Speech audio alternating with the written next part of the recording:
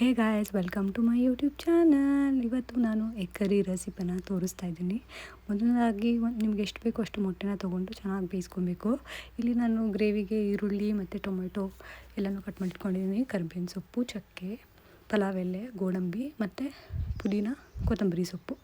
ಒಂದು ಮಿಕ್ಸಿ ಜಾರನ್ನ ತೊಗೊಂಡು ನೀವು ಈರುಳ್ಳಿ ಮತ್ತು ಟೊಮೆಟೊನ ತೊಳ್ಕೊಂಡು ಹಾಕ್ಕೊಬೇಕು.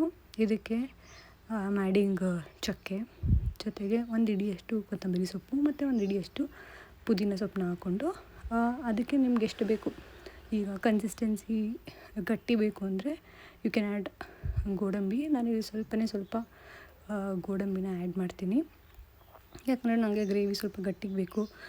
ನಾನು ಚಪಾತಿಗೋಸ್ಕರ ಅಂತ ಈ ಗ್ರೇವಿನ ಮಾಡ್ತಾಯಿರೋದು.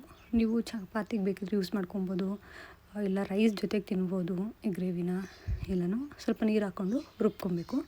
ಇಲ್ಲಿ ರುಬ್ಕೊಂಡ್ಮೇಲೆ ನೋಡಿ ಕನ್ಸಿಸ್ಟೆನ್ಸಿ ಈ ಥರ ಬಂದಿದೆ ನನ್ನದು ಮಸಾಲ. ನೆಕ್ಸ್ಟು ಒಂದು ಬಾಣಲೆ ತೊಗೊಂಡು ಅದಕ್ಕೆ ಸ್ವಲ್ಪ ಎಣ್ಣೆ ಹಾಕ್ಕೊಂಡು ಕರಿಬೇವಿನ ಸೊಪ್ಪು ಮತ್ತು ಪಲಾವ್ ಎಲೆನ ಹಾಕ್ಕೊಂಡು ಸ್ವಲ್ಪ ಬಾಡಿಸ್ಕೊಳ್ಳಿ. ಇದಾದಮೇಲೆ ಸಣ್ಣಕ್ಕೆ ಹೆಚ್ಚಿರುವಂಥ ಈರುಳ್ಳಿನ ಹಾಕ್ಕೊಂಡು ಈರುಳ್ಳಿ ಗೋಲ್ಡನ್ ಬ್ರೌನ್ ಆಗೋವರೆಗೂ ಒಂದು 2-3 ನಿಮಿಷದ ಗಂಟ ಚೆನ್ನಾಗಿ ಫ್ರೈ ಮಾಡ್ಕೊಬೇಕು. ಆ್ಯಂಡ್ ಗೈಸ್, ಪ್ಲೀಸ್ ಸಬ್ಸ್ಕ್ರೈಬ್ ಮಾಡಿ, ಲೈಕ್ ಮಾಡಿ, ಶೇರ್ ಮಾಡಿ, ಕಮೆಂಟ್ ಮಾಡಿ. ಏನಾದರೂ ಮಿಸ್ಟೇಕ್ಸ್ ಆಗ್ತಾಯಿದ್ರೆ ನನ್ನ ಕಡೆಯಿಂದ you can ping me in the comment section. And ಮುಂದೆ ಯಾವ್ಯಾವ ಥರ ವೀಡಿಯೋಸ್ನ ನೋಡೋಕ್ಕೆ ಇಷ್ಟಪಡ್ತೀರಾ ಅಂತಲೂ please do comment and let me know. Next ಟೈಮಿಂದ I will correct it. And ನೋಡಿ, ಇಲ್ಲಿ 2-3 ನಿಮಿಷ ನಾನು ಈರುಳ್ಳಿನ ಬಾಡಿಸ್ಕೊತೀನಿ. ಬಾಡಿಸ್ಕೊಂಡ್ಮೇಲೆ ಸಣ್ಣದಾಗಿ ಹೆಚ್ಚಿರೋ ಸ್ವಲ್ಪ ಟೊಮೆಟೊನ ನಾನು ಆ್ಯಡ್ ಮಾಡ್ಕೊತೀನಿ. ಸ್ವಲ್ಪ ಹುಳಿ ಫ್ಲೇವರ್ ಇರಲಿ ಅನ್ನೋದಕ್ಕೆ ಇಲ್ಲಿ ನಾನು ಹುಳಿ ಟೊಮೆಟೊನ ಯೂಸ್ ಮಾಡಿದ್ದೀನಿ.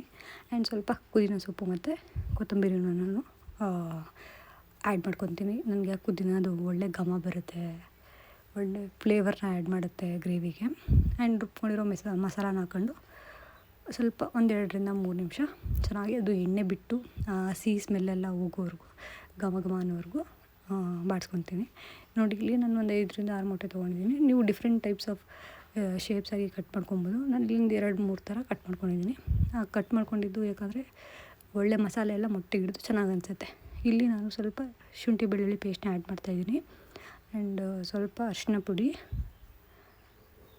ಇದನ್ನೆಲ್ಲ ಹಾಕಿ ಸ್ವಲ್ಪ ಚಿಲ್ಲಿ ಪೌಡರು, ಗರಂ ಮಸಾಲ, ನಿಮ್ಮ ಗ್ರೇವಿ ಕನ್ಸಿಸ್ಟೆನ್ಸಿ ಎಷ್ಟು ಬೇಕು ನೀವು ಅಷ್ಟನ್ನು ಆ್ಯಡ್ ಮಾಡ್ಕೊಬೋದು. ಆಮೇಲೆ ಸ್ವಲ್ಪ ಸಾಲ್ಟ್ ಹಾಕಿ ನೀಟಾಗಿ 1-2-3 ಸತಿ ಬಾಡಿಸಿ ಚೆನ್ನಾಗಿ ಬೇಯಿಸ್ಕೊತೀನಿ. ಫುಲ್ ಅದು ಎಣ್ಣೆ ಬಿಡೋವರೆಗೂ ಗ್ರೇವಿನ ಬೇಯಿಸ್ಕೊತೀನಿ. ಚೆನ್ನಾಗಿ ಗ್ರೇವಿ ಬೆಂದ ಮೇಲೆ ನಿಮಗೆ ಗಟ್ಟಿ ಕನ್ಸಿಸ್ಟೆನ್ಸಿ ಬರುತ್ತೆ. ನಾವು ಗೋಡಂಬಿನೂ ಆ್ಯಡ್ ಮಾಡಿರ್ತೀವಲ್ವ, ಸೊ ಅದು ಸ್ವಲ್ಪ ಗಟ್ಟಿ ಬರುತ್ತೆ. ನೀವು ಬೇಕೆಂದರೆ ಸ್ವಲ್ಪ ನೀರನ್ನು ಕೂಡ ಆ್ಯಡ್ ಮಾಡ್ಕೊಬೋದು ಕನ್ಸಿಸ್ಟೆನ್ಸಿ ಪ್ರಕಾರ. ಇಲ್ಲಿ ನಾನು ಫೈನಲಾಗಿ ಕಸ್ತೂರಿ ಮೇಥಿನ ಹಾಕಿ ಬಾಡಿಸ್ಕೊತೀನಿ. 1-2-3 ನಿಮಿಷ ಚೆನ್ನಾಗಿ ಬೇಯಿಸ್ಕೊಂಡ್ಮೇಲೆ ನಾನು ಬೇಯಿಸಿ ಸಪ್ರೇಟ್ ಎತ್ತಿಟ್ಕೊಂಡಿದ್ದನ್ನೆಲ್ಲ ಕಟ್ ಮಾಡಿ ಆ ಮೊಟ್ಟೆನೆಲ್ಲನೂ ಇಲ್ಲಿ ಆ್ಯಡ್ ಮಾಡ್ತಾಯಿದ್ದೀನಿ. ನಾನು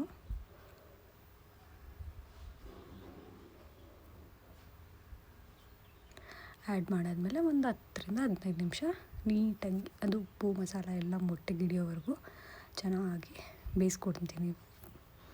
ಫುಲ್ ಬೆಂದು ಒಂದು 5-10 ನಿಮಿಷ ಆದಮೇಲೆ ನಿಮಗೆ ಗ್ರೇವಿ ಈ ಥರ ಕಾಣಿಸುತ್ತೆ ನೋಡಿ. ಇದು ಫೈನಲ್ ಆಗಿರೋ ಗ್ರೇವಿ. ಕನ್ಸಿಸ್ಟೆನ್ಸಿ ಆಗಿರ್ಬೋದು, ಸಾಲ್ಟು ಎಲ್ಲನೂ ಕೂಡ ತುಂಬ ಚೆನ್ನಾಗಿ ಬಂದಿತ್ತು. Thank you for watching. Like ಮಾಡಿ, ಶೇರ್ ಮಾಡಿ, ಕಮೆಂಟ್ ಮಾಡಿ, ಸಬ್ಸ್ಕ್ರೈಬ್